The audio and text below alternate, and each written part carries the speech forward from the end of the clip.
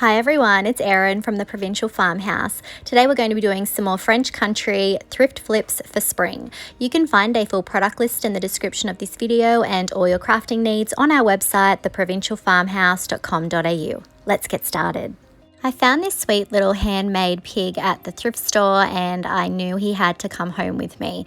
After giving him a clean, I grabbed some of my Umber Silk Mineral Paint by Dixie Belle and some Sea Spray texture additive, and I started adding the Sea Spray additive to the silk paint and stirring it. This is going to help thicken my paint and give me texture. I'm going for quite a rustic look here, so I did add a little bit more of the Sea Spray to get a little bit more texture. Once I've got the consistency right, I'm applying the Sea Spray in a dabbing and stippling motion using a natural bristle brush. You definitely don't want to use your good brushes for this because it can be very hard on the bristles.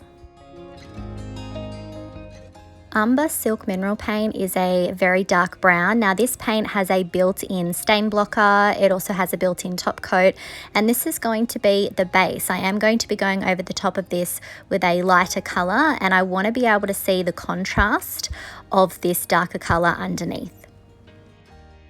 Once my base coat is dry, I'm coming in with Endless Shore Silk Mineral Paint. This is a lovely cream tone. I don't want full coverage here. I do want some of my darker color to show through underneath, but I definitely don't want any of that pink showing through. It's just not the look that I'm going for. So remember, Dixie Belle's silk paints have a built-in top coat. So the beauty of me using these paints is that once I have the coverage that I want, I don't have to seal it.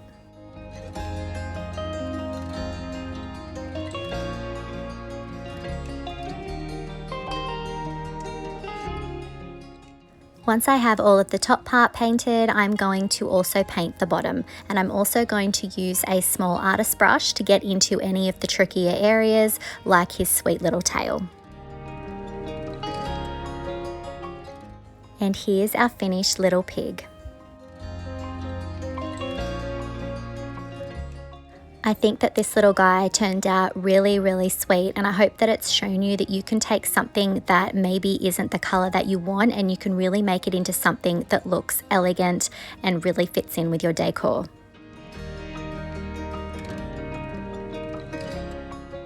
Our next project is this handmade shoe shine box. I imagine people used to put their shoe polishes in here, but I have a different vision. I think this would make a great seed storage box.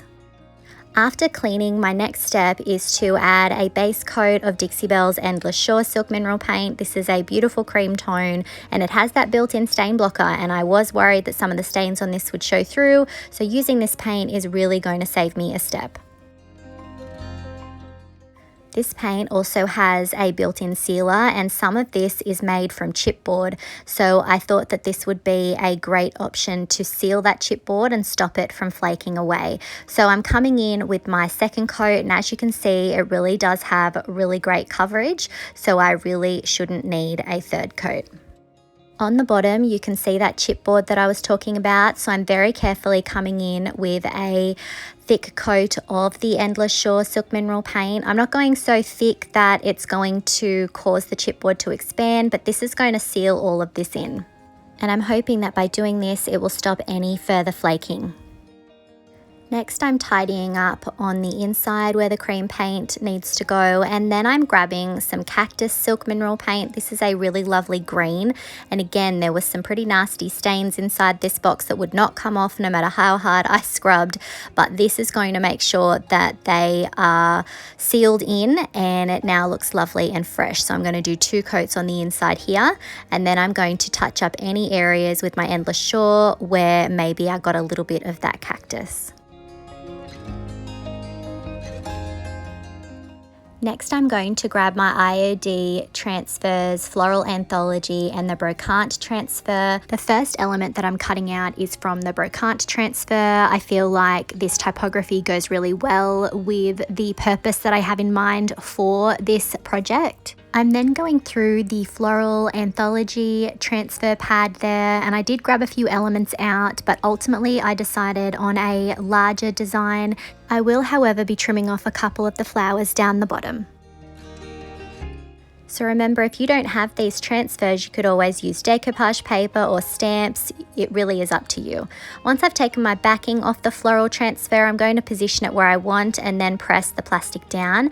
I'm then using the transfer tool that comes in the transfer pack, and I'm rubbing and burnishing the design and lifting the plastic as I go. I'm being careful to make sure that all of the transfer has adhered before I pull the plastic away, and then once I have it all adhered down, I will use the plastic to carefully rub the design again. Next, I'm going to add the element from the Brocante transfer down the bottom, and again, I'm just rubbing and burnishing the design and carefully lifting the plastic away.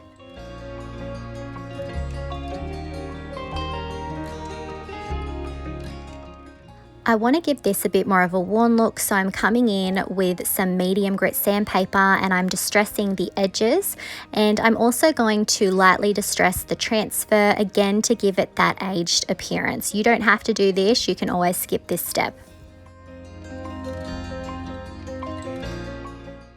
I'm then going to grab my vintage textures stamp, and we're going to be using the crackle stamp from that, and I'm going to ink up my stamp with some black ink, and then I'm just randomly pressing it on my little box there.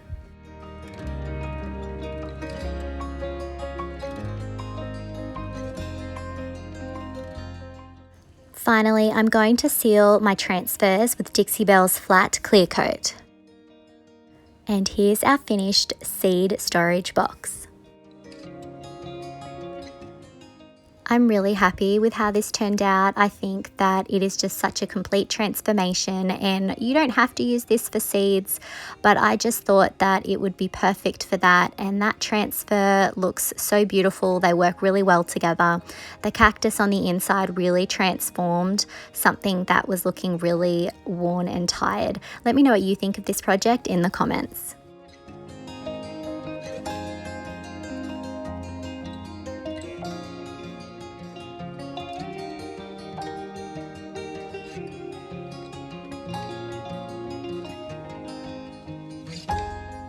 Our next project is this little wooden caddy. Wood is so expensive, so I always grab wood items when I'm at the thrift store. I thought this would make a great table centerpiece. This is going to be a pretty simple flip. I'm going to pour out some of my Tobacco Road Voodoo Gel Stain. I'm watering it down with a mister, and then I'm actually misting my raw wood before I apply the stain. Misting the wood allows the stain to be absorbed more evenly because the wood absorbs the water as well, instead of just grabbing that stain straight away. So I'm going to apply the stain to the entire box, and I just adore this stain. I think it is the most lovely brown. It is absolutely gorgeous. I have watered this down a little bit, but given that this is a water-based product, that's the beauty of this, and I can always do more coats if I feel like I need to darken it. In any areas like here that I feel I've gone a little bit too dark, I can use that mister to move the product and work it into different areas, as long as I am doing that pretty quickly after I apply it.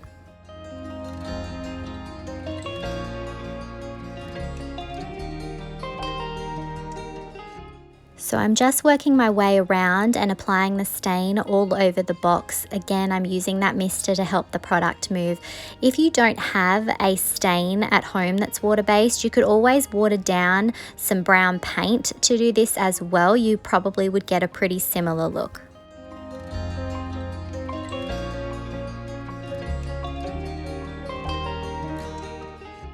I'm applying the stain with one of my Dixie Belle synthetic brushes, but really any brush will do.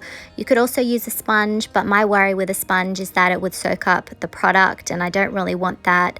You could also use a rag. It really is up to you. So I'm also going to apply the stain to the bottom of this caddy as well. It was a really hot day when I was doing this, so I didn't need to leave the caddy long to dry. Next, I'm going to use the Crockery stamp with my IOD ink pad. I was trying to decide which design to go with here, and in the end I decided on one of the marmalade designs.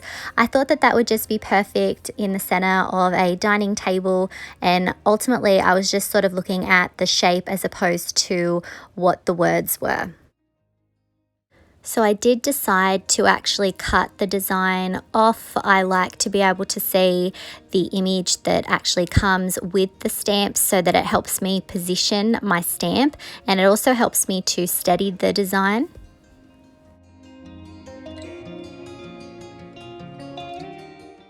So next I'm going to grab my IOD Black ink pad, and I am going to press some ink onto the stamp, and I'm going to be somewhat generous because I know that this wood is still porous and I'll need enough to get a good stamp. So after doing that, I'm going to position it approximately in the middle. I'm just doing this by eye, and then I'm going to press it down.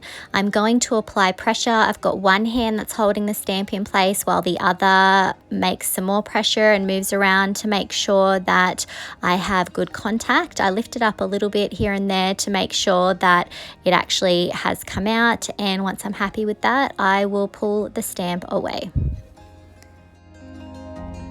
I'm going to repeat the same process and add the same stamp on the other side.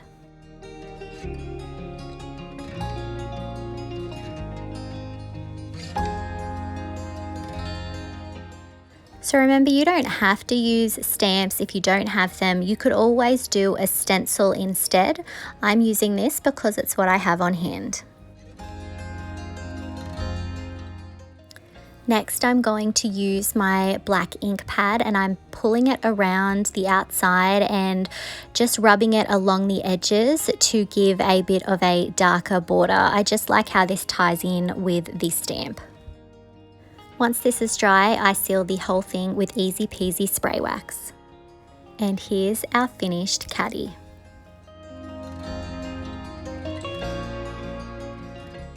I really love how this turned out. I think that Tobacco Road stain is really beautiful, and the stamp goes really well with it. It gives it a really rustic look. Let me know what you think of this in the comments.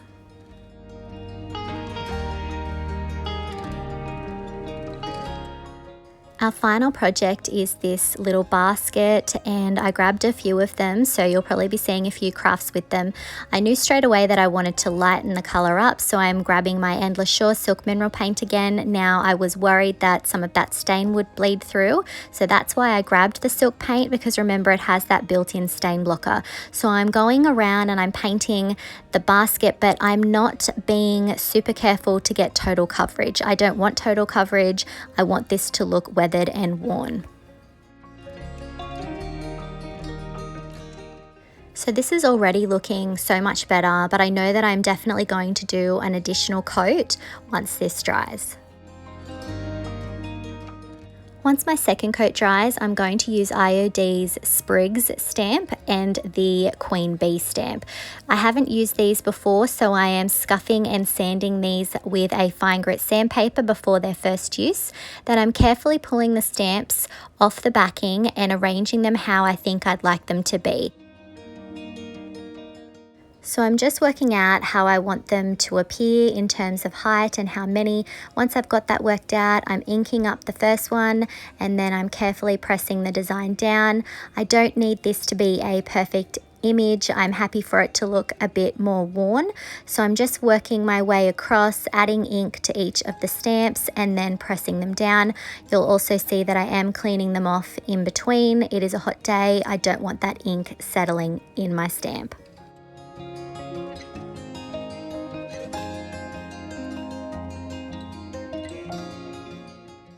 I was happy with how this was looking, but I wanted it to look a bit more faded, so I am using a wet wipe to wipe the ink carefully, and I am liking how this is just taking away some of the darkness. And I am then coming in with some medium grit sandpaper to scuff up the edges of the basket there and make it look more vintage. It still felt a bit unfinished, so I thought I'd add some typography. I'm grabbing an element from the Queen Bee stamp. I just want the text, so I've inked up part of it, then I'm wiping off the excess with a wet wipe, and then I'm pressing the stamp down on the top of the basket. I'm also using a wet wipe on the text here as well to fade that a little bit as well. Finally, I'm going to add a little bit of distressing to the rest of the basket. And here's our finished flower basket.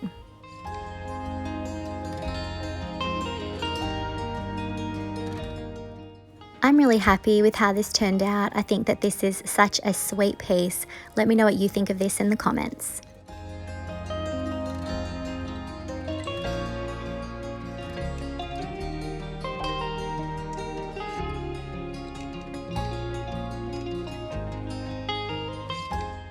I really hope that you enjoyed today's video, and if you did, please give it a thumbs up and share it out to a friend that you think may enjoy these projects.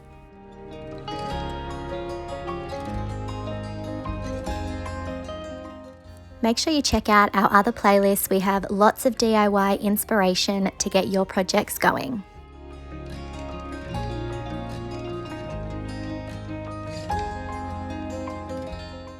If you're not already, I would love it if you could hit that subscribe button and the notification bell so that you don't miss out on any of our videos. You can find all of the products used in today's video on our website, theprovincialfarmhouse.com.au. Thanks for watching.